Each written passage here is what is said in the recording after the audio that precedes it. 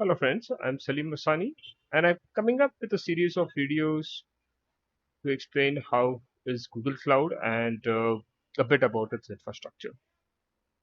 Whenever we look at any cloud provider, you'll come across regions and zones as two terms when it comes to their infrastructure layout. Let's try to understand these two terms. Now, whenever you look at a region is geographic location. It can be Mumbai, Delhi, it could be North Virginia, Oregon, and they house multiple data centers or buildings which are hosting the infrastructure in it. These pools of infrastructure or physical data centers are referred as zones. Cumulatively, multiple zones form a region for us. So there is no regional data center per se, but a region basically is going to be formed by having more than one data centers in them for better availability and replication of data. And we will understand more as we move forward. Before we get move ahead, let's try to understand that how we would select a zone or a region. Now, regional choice is based out of criterias, and one of the first things you look at is compliance. So, if the compliance doesn't allow you to host your application in that particular region, of course you can't use it. Next thing to look at is latency. So, you want to keep your data as close to your customers for better user experience, and that is where latency is going to play a very critical role.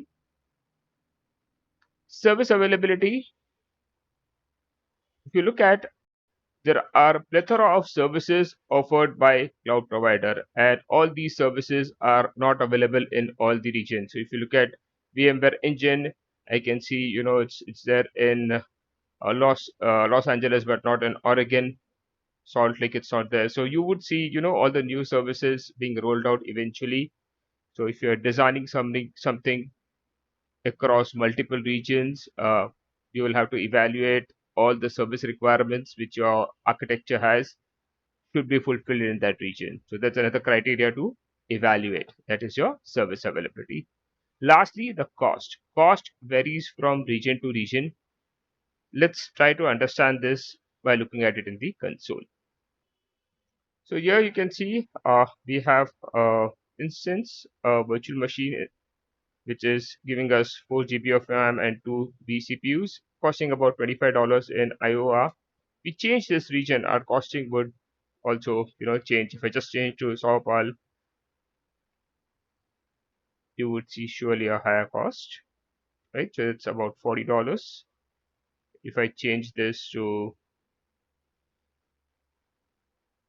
Belgium, this would be more economical, right? About $27, right? So context is that based on the region, your costing would vary. Now, this was more of region selection criteria. Zone, generally, whenever you're deploying something like a virtual machine, you want to deploy that across multiple zones for better availability. So, in case one zone fails, you still have your infrastructure running. Each zone has its own power redundancy, internet connectivity redundancy, and they have their own blast radius. So, in case one of the zone goes down, the other one can still serve the traffic. So, generally, you want to distribute your application across multiple zones. We'll talk more on this in the next video.